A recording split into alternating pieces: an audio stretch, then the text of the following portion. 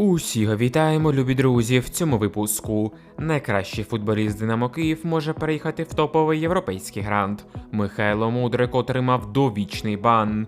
Український футболіст знову забив гол. Анатолій Трубін зробив чергове диво за Бенфіку. Любі друзі, підтримайте україномовний YouTube вашим лайком цьому відео та поїхали дивитися новий випуск разом. Слот Сіті любить, коли ти щасливий аж до небес. Слот Сіті любить тебе з депозитом і без. Слот Сіті любить тебе щиро. Вітаємо з днем! Слот Сіті – столиця твоїх розваг. Розпочинаємо з новин українських клубів. Найкращий футболіст Динамо Київ може переїхати в топовий європейський грант. Футболіст київського Динамо і збірної України з футболу Микола Шапаренко знаходиться на радарах італійського Гранда Мілану. Цю інформацію підтвердив спортивний директор Росонері Іглі Таре. Микола Шапаренко – хороший футболіст, ми дійсно ним цікавимося, лаконічно зазначив директор Мілану. Нагадаємо, нещодавно Шапаренко продовжив контракт з Динамо ще на 4 роки. Однак президент киян Ігор Суркіс не проти відпустити футболіста за суму приблизно у 20-30 мільйонів євро. Щоправда, є великі сумніви, що якийсь більш-менш пристойний клуб зараз витратить такі великі гроші на вже немолодого Шапаренка, який відверто здав за останній рік. А тим часом Шахтар продовжив контракт зі своїм лідером. Донецький Шахтар офіційно оголосив про продовження контракту із захисником команди Педро Енріке. Нова угода між клубом і бразильським футболістом діє ще 4 роки. Педро Енріке приєднався до гірників у липні 23-го року. За цей час він провів 66 матчів за клуб, забив 1 гол та віддав 4 асисти. Треба відмітити, що за останній сезон Педро Енріке став справжнім гравцем не тільки основи, але й лідером клубу. Саме його дриблінг на лівому фланзі дуже часто має більше гостроти і результативності, аніж дії деяких вінгерів Шахтаря. Нагадаємо, раніше з'явилася інформація, що Педро Енріке може отримати український паспорт та бути залученим до збірної України, яку тренує Сергій Ребров.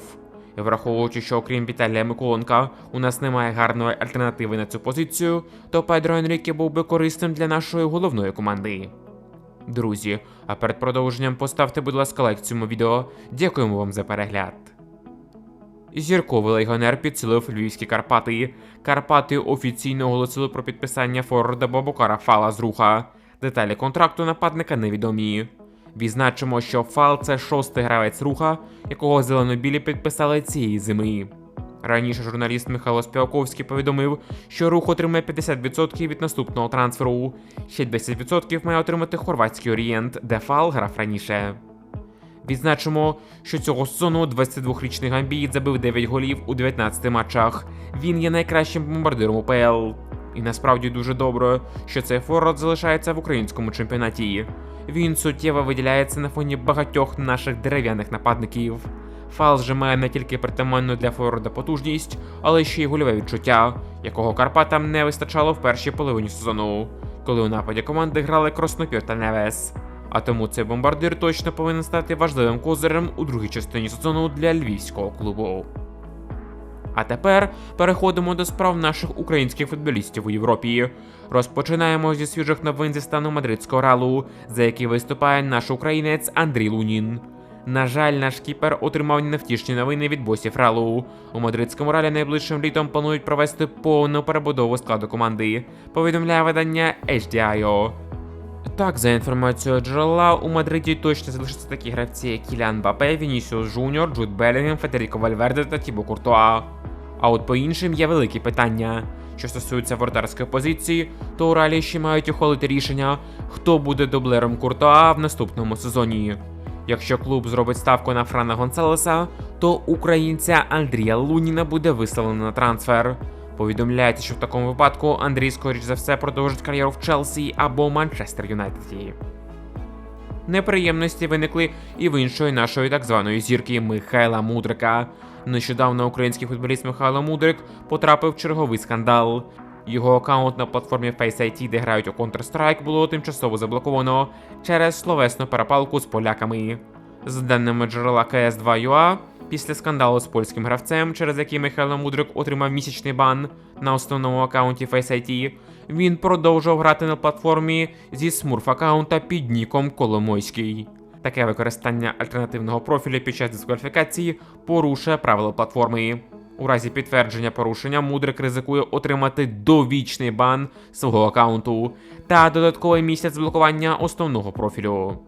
Нагадаємо, до цього Мудрик, окрім футбольного бану, встиг отримати ще й бан на водіння автомобіля. Як бачимо, наш козак штампує ці бани як шкарпетки. Друзі, а чи шкода вам Мудрика? Пишіть в коментарях нижче. А тим часом Руслан Маліновський продовжує запалювати за Дженоа у Серії А. Цими вихідними Дженоа вдома приймала Наполі. Центральний півзахисник Дженоа Руслан Маліновський знову відзначився голом у домашньому матчі 24-го туру Серії А проти Наполі. 32-річний українець забив з пенальті на 3-й хвилині гри. І хоч цей гол не допоміг Дженоа, і команда в підсумку програла 2-3, тим не менш Руслан став одним з найкращих гравців клубу у поєдинку. Відзначимо, що в поточному сезоні у чемпіонаті Маліновський забив вже 5 голів та віддав 3 асисти. Він є лідером своєї команди за системою гол плюс пас. І враховуючи таку потужну статистику нашого Маліни, то дуже шкода, що він через дискваліфікацію не зможе допомогти збірній Україні у матчі проти Швеції у плей-офф до відбору на чемпіонат світу.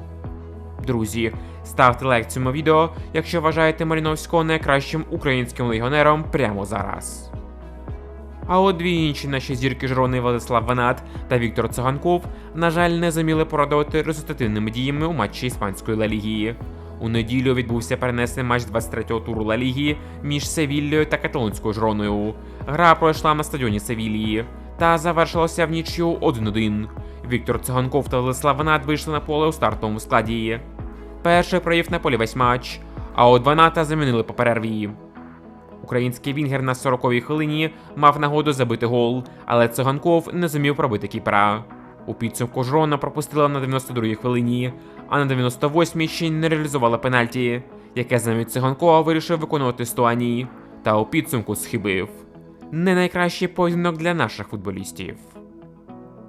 А от інший український легіонер Віталій Миколенко навпаки відзначився результативною дією у матчі АПЛ за Евертон. Фулгем у Лондоні поступився Евертон 1-2. У стартовому складі рисок вийшов українець Віталій Миколенко, який повернувся після травми. Перший тайм українцеві варто забути. Віталій забив доволі курйозний гол у власні ворота на 18-й хвилині.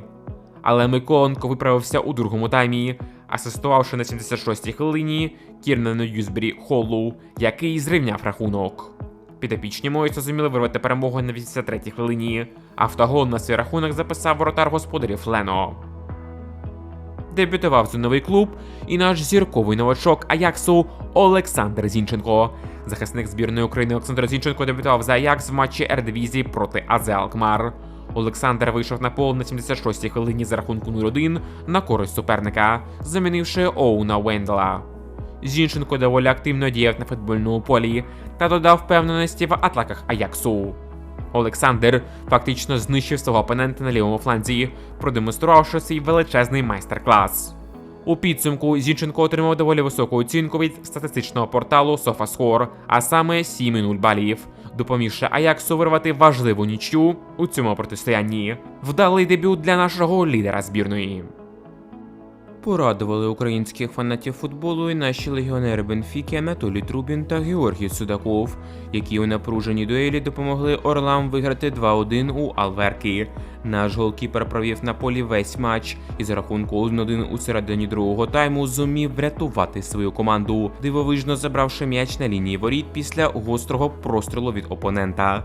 А Судаков вийшов вже на поле на 73-й хвилині та додав гостроти в атаці лісабонців. У підсумку наприкінці зустрічі на 86-й хвилині Кабрал вирвав перемогу та позбавив Трубіна шансу знову піти на вирішальний стандарт. Яскрава перемога українців. Друзі, а у нас на цьому все. Дякуємо вам за ефір. Поставте, будь ласка, лайк цьому відео та підпишіться на канал. До нових зустрічей. Бережіть себе та Україну.